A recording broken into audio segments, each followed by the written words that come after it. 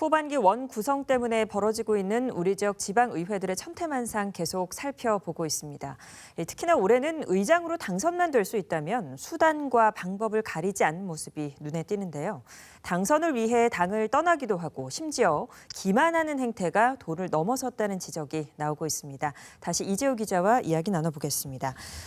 이 기자, 보통 의장 선출 과정을 보면 좀 다수당에서 나오기가 마련인데 이번에는 무소속 의원이 당선되는 경우가 있었습니다. 그중에서도 이 수원시 의회 양상이 좀 복잡했다고 하는데 어떻습니까? 네, 수원시 의회 같은 경우는 후반기 의장 선거를 치르기 전에 국민의힘 18석, 민주당 18석, 그리고 진보당 1석으로 구성이 돼 있었습니다. 네. 진보 진영이 1석 더 많은 과반 의석을 차지하고 있는 만큼 민주당이 의장과 상임위원장 3자리를 갖고요. 그리고 국민의힘은 부의장과 상임위원장 2자리를 갖기로 이 당 간의 합의가 다 끝난 상태였어요. 네, 협의를 한 거군요. 네. 그런데 이제 문제가 민주당 내부에서 일어났는데요. 네.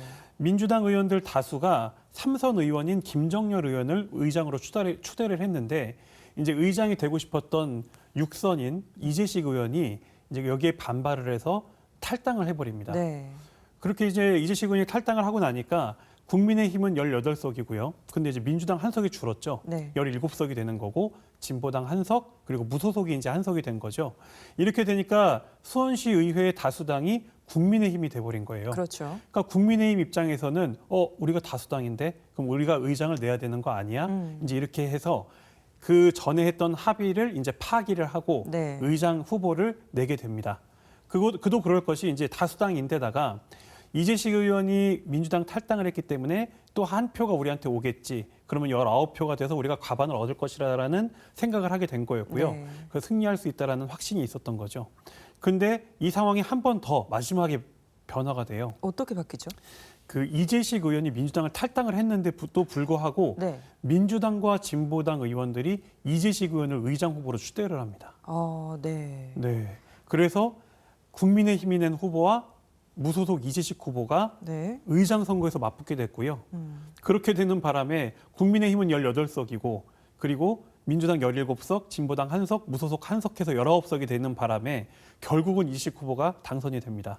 이게 참 복잡한데요. 네. 본인이 결국에는 의장이 되기 위해서 본인 속한 민주당을 탈당하고 국민의힘을 지지했다가 그런데 다시 또 민주당 쪽에서 추대를 받고 이런 복잡한 과정의 양상들이 네. 좀 정리가 되는 것 같은데. 그래서 이제 국민의힘 쪽에서는 네. 뭔가 이제 좀 약간 뒤통수를 맞은 황당하죠. 느낌이잖아요. 예, 그러니까 예. 지금 아까 처음 보셨던 삭발투쟁까지 하고 있는 겁니다.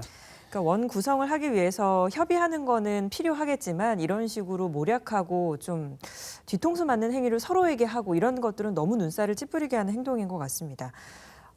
탈당해서까지 의장을 하겠다. 이게 맞는 겁니까? 이 지방 의원도요. 선거를 통해서 우리 지역 주민의 지지를 받아서 당선된 사람들이거든요. 네. 이 주민들은 후보의 뭐 어떤 자질이나 공약 물론 받겠지만 이 후보가 어느 정당 소속이냐를 굉장히 중요하게 보거든요. 네. 그런데 이 사람이 내가 의장이 되기 위해서 주민들이 지지한 그 정당을 탈당을 하고 뭐 의장이 됐다고 하더라도요. 과연 이 과정 속에 이 지지해준 주민들의 어떤 동의나 이런 것들이 있었을까요? 없었겠죠. 없었죠. 네. 예. 그러니까 내가 의장이 되기 위해서 이 주민들의 지지를 그냥 너무 쉽게 져버리는 것 같아서 이게 참 취재하는 내내 너무 안타깝더라고요. 그리고 그 수원시의회 같은 경우 그래도 광명시의회도 마찬가지고요. 정당 간의 의석 차이가 1석밖에 없었거든요. 그러니까 그 다수당에서 한 명이 탈당을 해버리면 그 사람이 캐스팅 보트가 되는 거예요. 네. 그래서 내가 어디 지지할까 이렇게 이제 눈치 보다가 이제 자기를 지지하는 쪽을 만나면은 의장이 될 수가 있는. 그러니까 굉장히 나쁜 선례를 남긴 게 아닌가 이번 그 의장 선거가 네. 그런 좀 생각이 좀 들었습니다. 그러니까 민주당과 국민의 의석수가 거의 동일한 의회도 많고 하면서 더 이런 문제들이 불거진 것 같은데요. 사실 지방 의원을 생각하면 정치인이기는 하지만 그 전에 먼저 지역 주민들을 위한 일꾼이라는 역할과 임무가 더 막중한데 그런 것들을 다 저버리고 오직 본인을 위해서만 의장 자리 싸움을 하는 모습이 너무 안타깝습니다. 근데 이게 매년 반복되고 있잖아요. 지방의회 구성 때마다 반복되고 있잖아요. 네. 해결 방안이 있을까요? 뭐 다툼이 일어난다는 거는 편이 갈라져 있기 때문이잖아요. 네. 그래서 지방의회 같은 경우에는 좀 오래전부터 정당 공천제를 폐지하자 이런 얘기가 나왔습니다. 지방의회는 정말 우리 지역 주민만을 바라보고 일을 해야 되는데 그 선거를 나가려면 또 정당 공천을 받아야 된다? 그러면 사람이 어쩔 수 없잖아요. 네. 당의 눈치를 보고 당의 이익을 위해 일할 수밖에 없죠.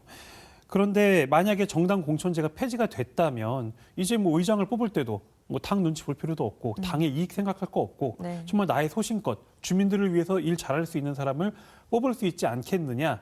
그렇기 때문에 이제 정당 공천제 폐지 얘기가 나온 거고요.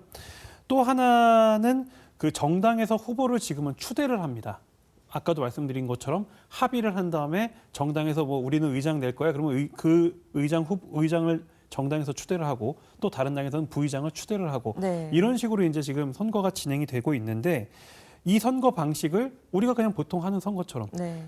나 의장 하고 싶어요 하는 사람들은 출마를 할 수 있게 해주는 거죠. 네. 그게 4명이든 뭐 3명이든 그리고 그분들이 공정한 어떤 그 선거 운동 과정을 거치고 또 그걸 본 사람들이 내 마음속으로 이제 누굴 지지해야 되겠다고 결정한 다음에 투표를 한다면 네. 그러면 우리가 지금 방금 본 것처럼 무슨 뭐 탈당을 하거나 야합을 하거나 뭐 기만을 하거나 뭐 이런 행위들은 사라지지 않겠느냐. 네. 이제 이런 말이 나오고 있는 거거든요. 아무쪼록 좀 지방 의회들이 다음에 좀 의장을 뽑는 선거에서라도 네. 뭐 자신의 어떤 이익 또 당의 이익보다는 정말 주민들을 좀 생각하고 좀 보다 나은 모습을 좀 보여주기를 좀 바라겠습니다. 네, 말씀하신 것처럼 선출 방식에 대한 개선부터 주민들을 위한 지방 의원들 스스로의 마음가짐까지 좀 여러 가지 좀 변화가 필요한 시점인 것 같습니다. 네. 이야기 여기까지 듣겠습니다.